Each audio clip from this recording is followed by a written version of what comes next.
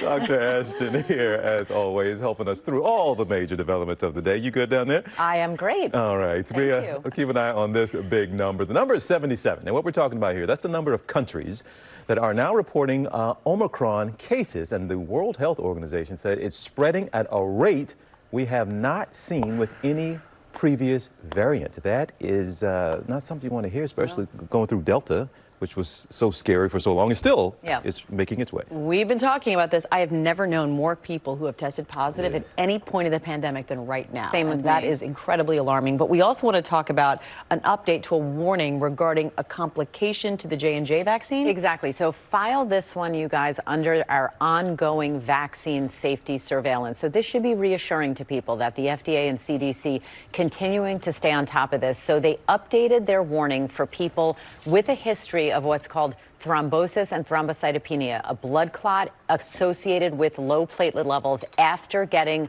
the J&J COVID-19 vaccine. Their recommendation is that when they get their booster, which should be 2 or more months after that first and initial single J&J dose, they should get boosted with an mRNA technology vaccine, so Pfizer or Moderna.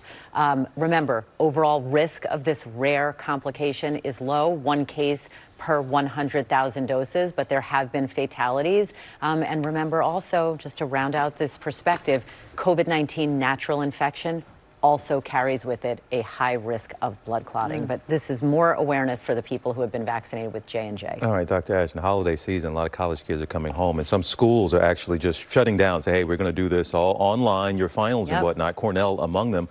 I mean, what do folks need to know now with the kids coming home? Yeah, and Amy and I both have daughters coming home from college. My daughter gets home tonight. They're testing very frequently at some of these schools still. But when your child comes back from college, there are some things that you can do.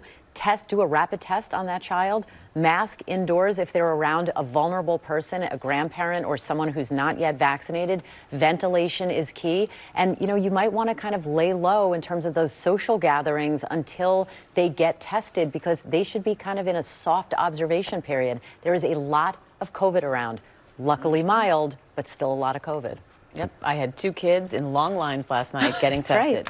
Mine will be as well. And now they're out back until they can come in. All right, Dr. Ashton, thank you.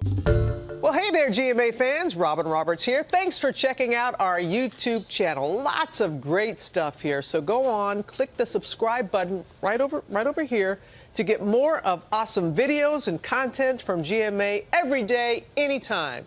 We thank you for watching, and we'll see you in the morning on GMA.